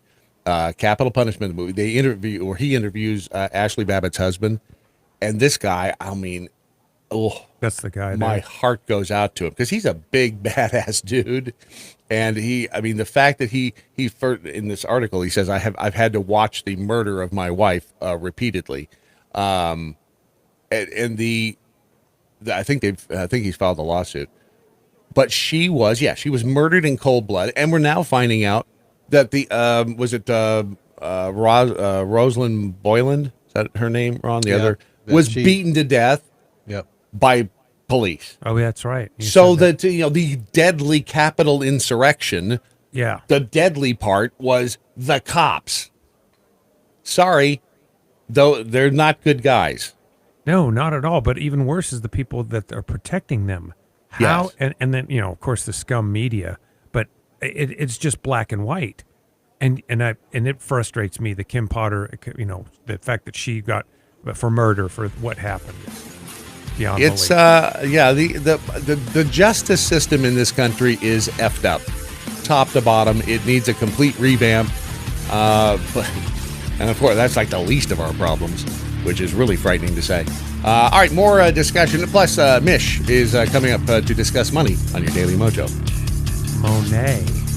A free exchange of ideas. Claire. Money. I've got Mish. Money. Hi. Hey, Mish. Hey, you. I love when you sing to me in the morning. I love singing to you in the morning. It's a whole different thing when you have to look at him while he's doing it. Though. I can't hit the high notes right now. Because with this breathing thing I'm doing, it's keeping me from hitting the high notes. So you revamped your website over at Market Gauge. We have? It looks good. Oh, yeah, a little bit. Like, we have? Yeah, thanks. Well, you do? Well, maybe you just did it at the beginning of the year. I don't know, but it looks, it's different, and it looks, got a new picture of you there on the front. And yes. So there's all kinds of neat stuff. So, what are we well, focusing? We still have a ways. Go ahead. What are we focusing on this morning? Well, in the notes that I get from Pam, it said you wanted to talk about crypto. I mean, there's certainly plenty to talk about there, but we could also talk about the overall market because everybody's in this incredible, horrible state of fear right now. So we can maybe address that. Okay, let's do that. All right, stand by about another minute, and we'll be right back.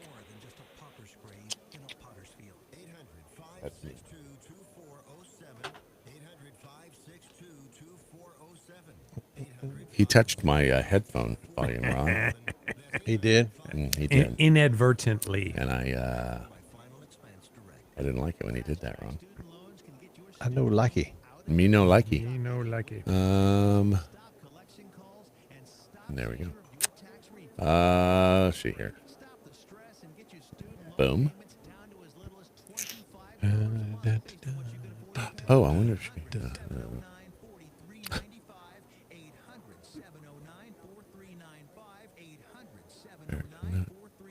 Is that Biden approval hits new low?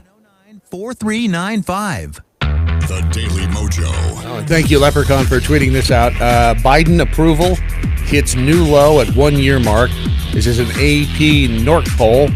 As of now, just 28% of Americans say they want Biden to run for re-election in 2024, including only 48% of Democrats. Who are those idiots? That's a good question. I do not know. I will say this. This is the first time we will have spoken this year. Direct from MarketGauge.com. It is Mish Schneider, the Wonder Woman of the financial markets, and it's good to have you back.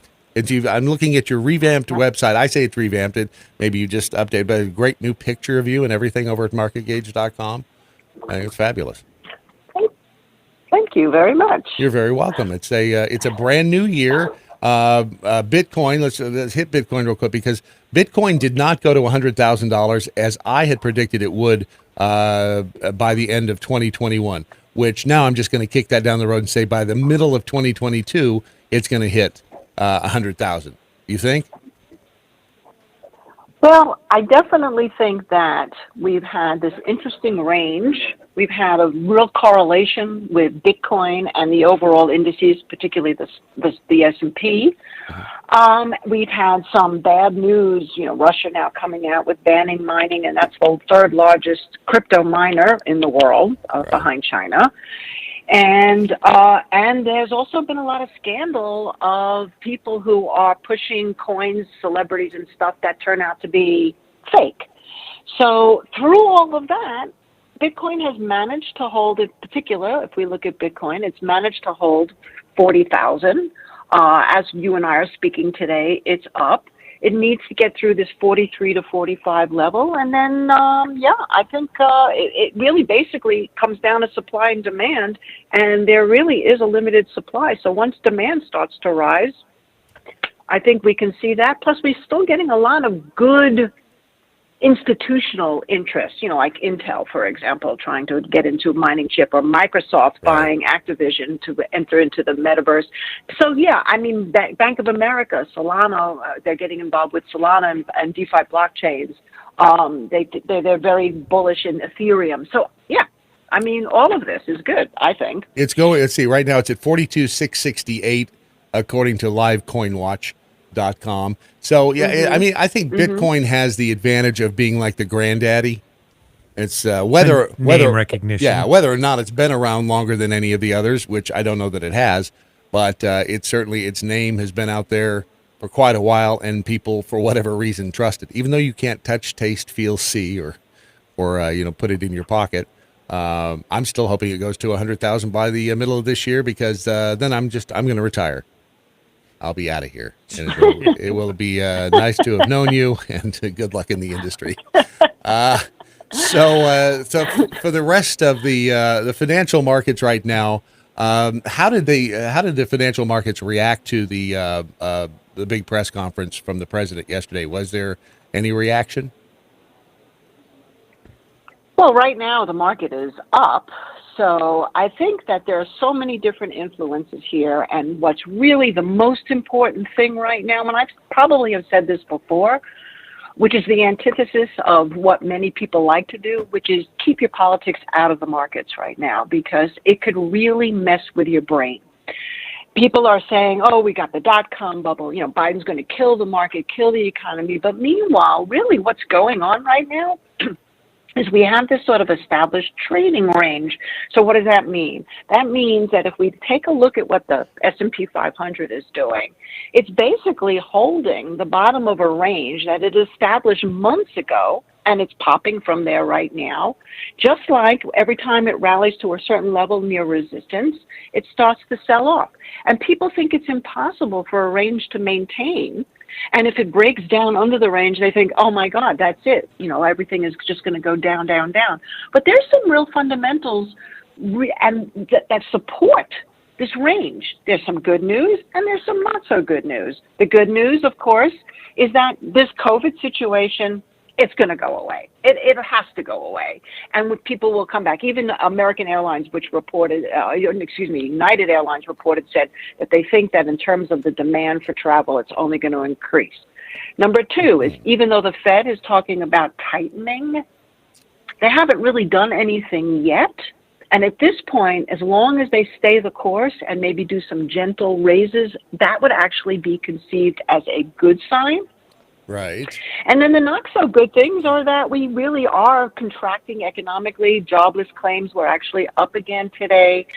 So I think when you have these polarizing factors, unless there's some real major sea change here, this range is annoying, but it could kind of hang out here for a while until we get some new fundamentals to sink our teeth into.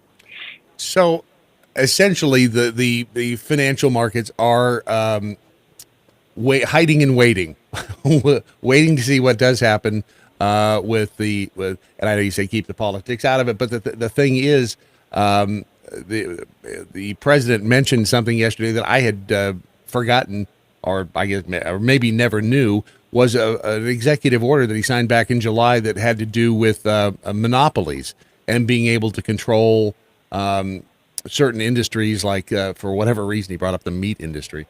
Apparently we have a problem in this country with the big meat industry, which I didn't know. But I didn't know whether or not that would have affected, any of the stock market, because of, as soon as government says they're going to stick their nose into anything, generally people start to get worried, as they should. So. Yeah. And the government has threatened these sort of things long before Biden was president. Oh, sure. I totally agree. Yeah. So to me, really what makes the difference here now is what happens with the dollar. I think people really should pay attention to the U.S. dollar right now. It's had basically popped from the doldrums last year to the end of the year to the beginning of this year, now is coming off. The euro is stabilizing. The Chinese are trying to also support their own currency and their own market because they've had a rough go at it. Mm-hmm. I think you have to watch, like I said, really basically what the Fed is doing here. Yeah, they've talked about tapering, they've talked about raising, but at this point now, really essentially yields have actually come off a little bit from the highs. And I think you have to watch, if you really want to pick on one thing, everybody's talking about NASDAQ because it's taken a 10% correction. But that doesn't necessarily mean we have a dot-com bubble. It just means that a lot of these high-fluent stocks got overvalued. Right. Number one, cyclically things do actually reverse, and there's been a sort of a trend more towards value. But the bottom line is that really there's still a tremendous amount of buying out there in everything across the board, and inflation would be the other thing. Let's see what happens. Right now, silver and gold are finally starting to have some life. And that could be an interesting scenario going forward. But I would say this is a year to take it easy and not buy every dip, but at the same token, if you do get involved in something and you get some kind of a rally in it, be a little bit more protective. And the good news is that there's more people trading now and investing than ever before. $25 trillion worth of new accounts were opened by retail investors over the last couple of years. Wow. And $292 billion worth of ETFs and stocks were bought by retail investors. And the other interesting thing is 85% of hedge funds now refer to retail investors' tweets to see what they're thinking. Really? Wow. See, who would have thunk? And because you said the word token, how are non-fungible tokens doing? NFTs, right? Yeah, well, again, there's a huge future in that in terms of actual application. I mean, it's still very speculative. Obviously, we've had some fun with it.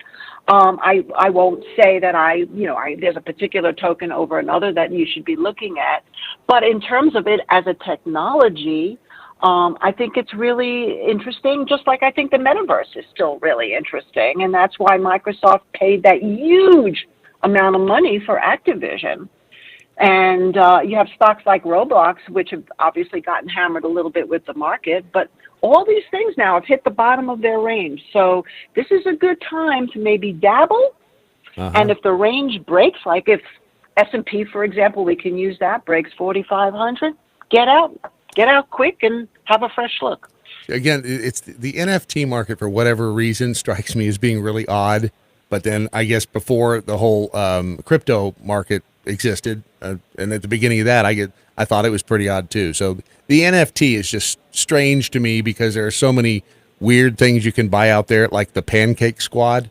I mean, it's just when you look up NFT market and you start looking at the stuff you can buy, it's like, wow, this is a very strange place to be.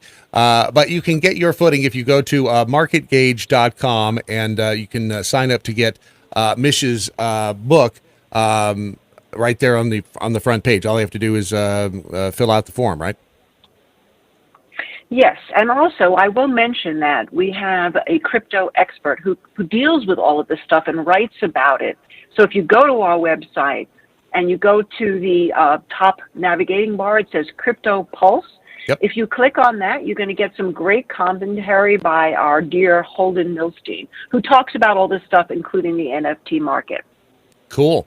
All right, Mish Schneider, as always, it is a pleasure speaking with you. You make money, and the market's actually interesting. So be well, and we will talk to you again very, very soon. Thank you, guys. You too. You bet. MarketGauge.com is a website. It's Gauge. I always have trouble with the word gauge. Because I spell it Gua. I know, and I don't know why. Is it U before A except after G? That's because you're both poorly educated. Is that what it is? That's what it is. How do you spell weird? Quick. Come on, weird. Spell it. Go. It's not my job. Go. See, you can't do it, can you?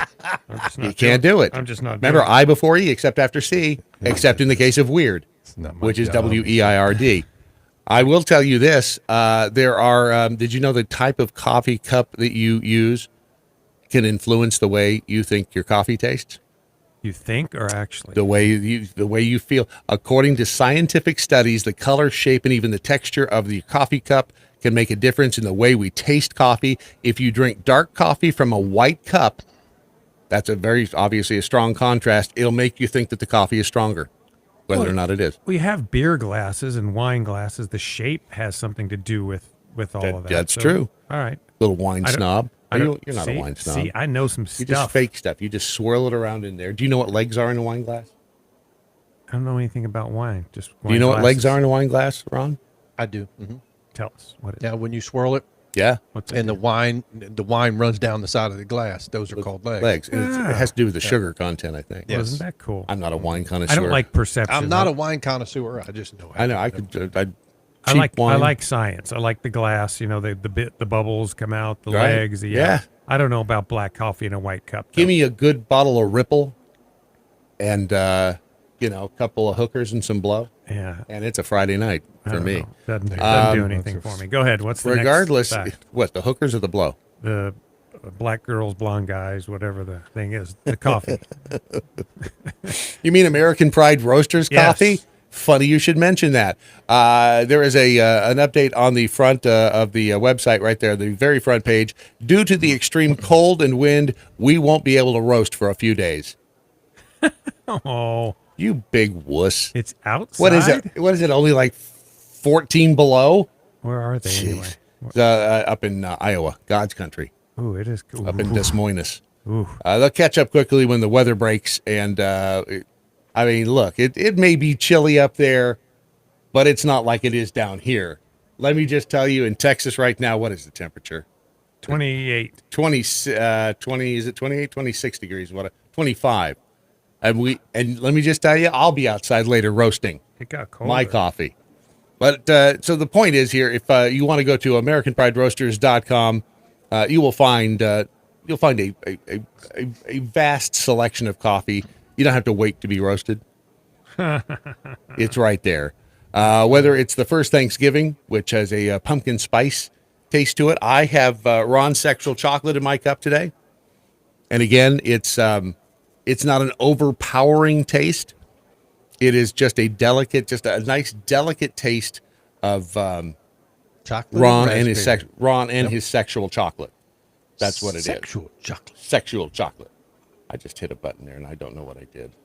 Was it supposed to do something? I don't know. It wasn't supposed to do that. It went black.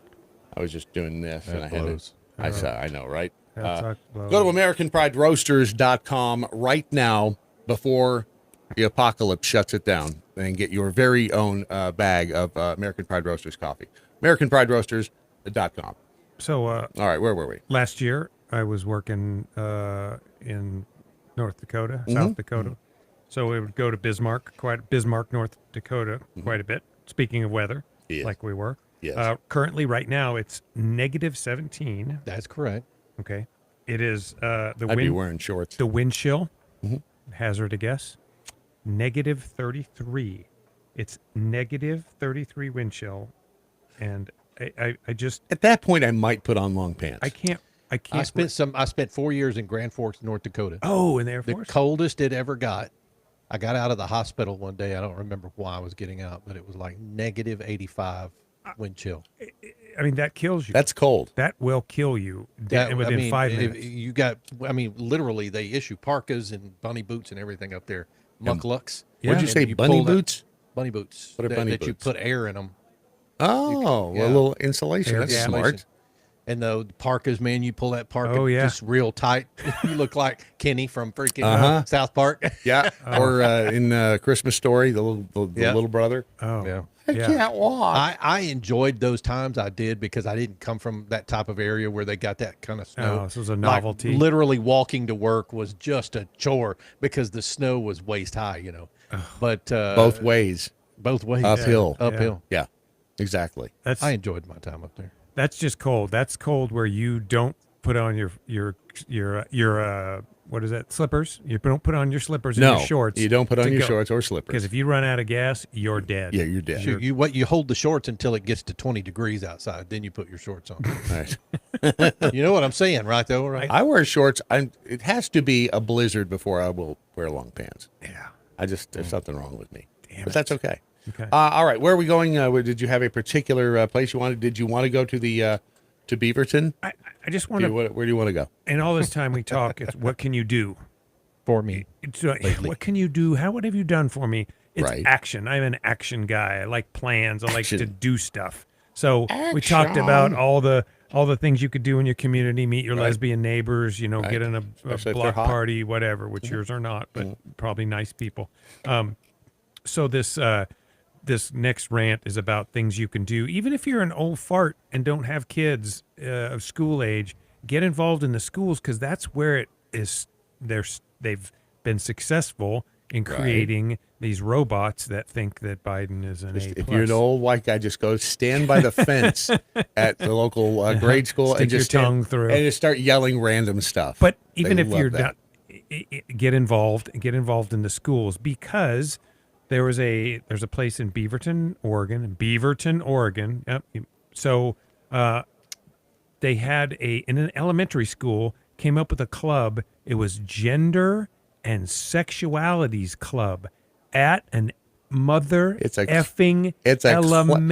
school. It's not a class. It's not like a subject. It's a club. It's a club. Here is, do you want to play the? Yeah, go ahead. Here we go. Board meeting between parents and district leaders. The topic, a club focused on genders and sexualities that parents say they weren't told about. Jenny Young reports. These kids are far too young to be learning about this subject at school. They should be learning about different lifestyles with their parents, as is their right. A group of Beaverton parents expressing a lot of frustration at Tuesday night's virtual school board meeting about a new club for 4th and 5th graders at Raleigh Hills Elementary called the Genders and Sexuality. Fourth and fifth graders? Do you remember yourself? Yes, I remember in 4th and 5th grade, and I was not at all remotely interested. It's not the time to. That's not the time that you need to be worried about sexuality. You're in 4th and 5th grade. Hell, that was Sierra. Yes, that's when you and our paths crossed. Yes, you left. It was when we first fell in love. How could I ever forget? So it gets worse. So Sexualities Alliance Club. Parents said they weren't notified about the club before their kids were asked to join. She did because everybody was doing it and she thought that that's what she should do. That mother says her daughter is a 4th grader at Raleigh Hills. She says she's also frustrated about how the school's administration reacted when she brought up her concerns. And I didn't send my daughter to school today, and I didn't plan to until I had a conversation with the principal. And I did that today, and again I was dismissed, and she downplayed the severity of the incident. We spoke with district officials. They said the Genders and Sexualities Alliance Club, or GSA, was started earlier this month when 2 5th graders who identify as transgender talked to a school counselor about forming. Whoa, what? 2 5th graders who identify as transgender? Yeah. Okay, that's the club.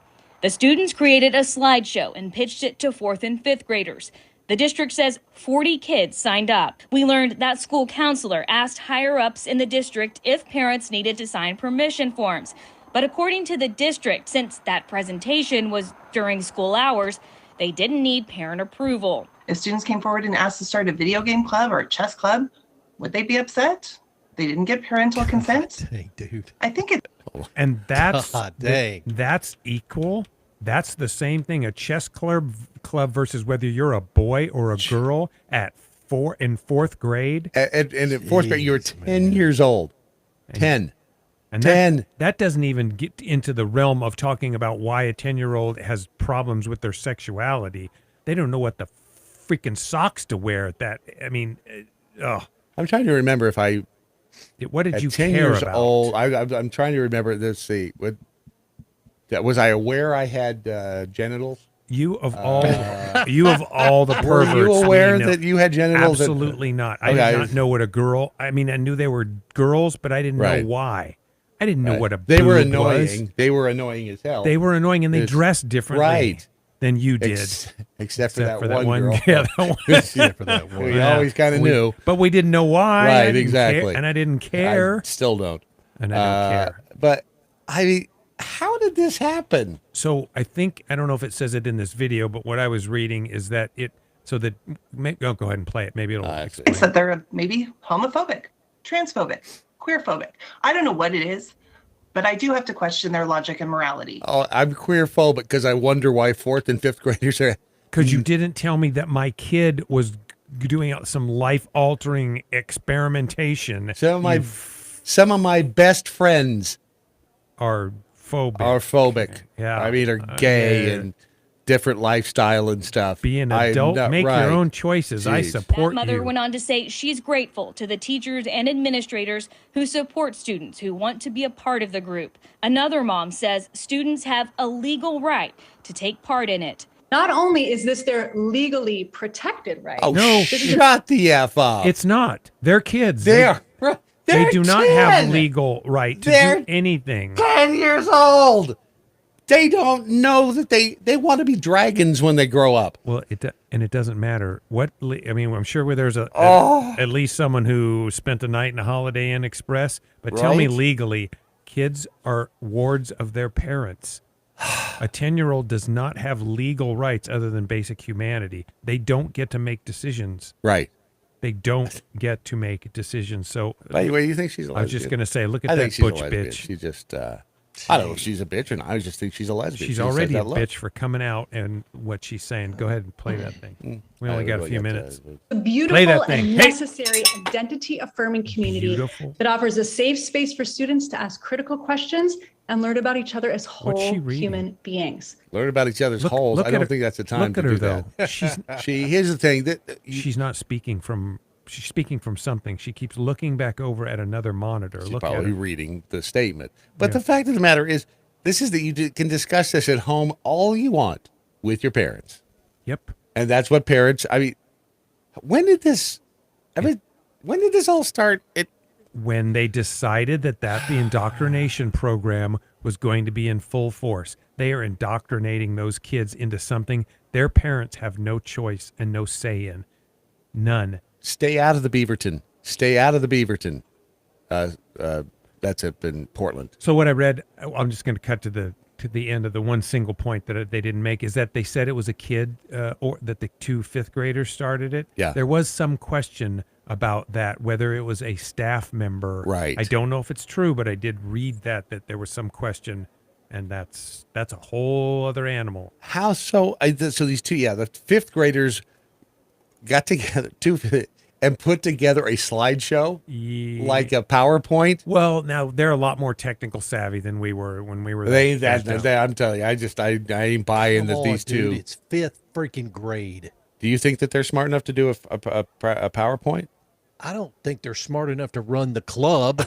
That create the PowerPoint. I think they could do the PowerPoint, but come up with the club.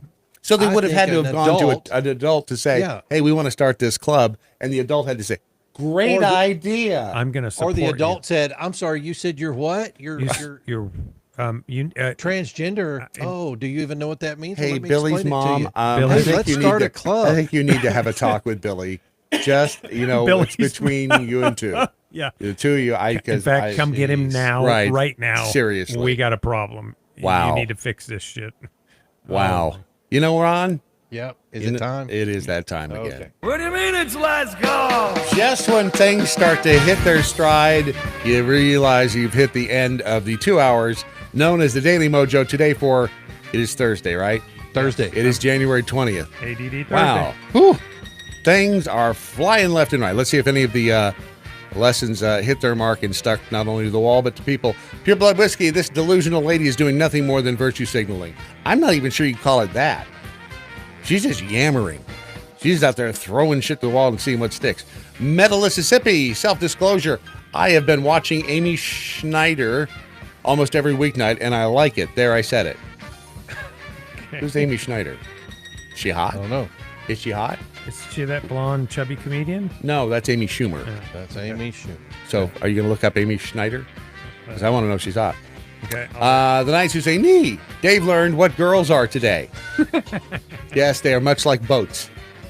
You throw money into them constantly. Right, Dave? Yes. Yes. Throw money into them. Wade Robertson, Into doesn't queer just mean weird? Yes. Oh, It she's is. Jeopardy. She's a Jeopardy girl. Oh, okay. Gotcha. So, I'm queer phobic. Weird people freak me out. There you go. Queer as folk. Right. I am weird as hell. And I think that everybody is weird in their own way. I would hope. Because otherwise. That's what makes us interesting. Oh, dear Lord. When she finally shows you her toes. Oh, I think I'm going to throw up. Hairy toes? Thank you, Mass Formation. Wow. And Tech Brew 2024, it's a bid to escape bullying and become one of the cool kids by identifying with a protected group. I just can't get over 40 kids came forward and said they wanted to join the group because they're going to talk about PPs. That's such bull crap. I don't believe it. I'm not sure I'm buying into that propaganda. And Rebel Patriot with a truly rebellious statement. How about we just let kids be kids? Wow. Oh, they are. You are such a hater. That's what those idiots are doing. How dare you let kids be kids? That's what Toys R Us was for, where kids can be a kid. Yeah. And look what happened to Toys R Us. Nah, need I say more, right? Coming up across most of these Mojo 50 radio stations, it will be the encore presentation of Abnormal Realities, in which this is the episode where Ron and his little friend Rocky. Where'd they go? Oh, I'm supposed to add to that. Okay, yes, we had Earl Grey Anderson. He is the state director for Southern California for MUFON. Love his tea as well. Oh, it was a best tea I've ever think I've had. Your Daily Mojo is made possible by Real Ron Phillips back there spinning the dials radio style. And till next time, we the people must continue to hang together or face the alternative. 6 separate Tyrannus, resist stupid, and good night, Doc Thompson. Wherever you are. A bell count is in your near future. Clear? Hold on, I have to do this, and then I have to do that. This. And I may have done that already, but I don't care, really, quite frankly. Good morning, Mojo 50. I'm Leprechaun, and here with the bell count for the Daily Mojo, January 20th, 2022. Today there were 10 missed innuendo bells for too hard, too stiff, push your head, getting it on the road and going down with only one bell. 12 actual bells, a couple of rim shots, and a wrong one.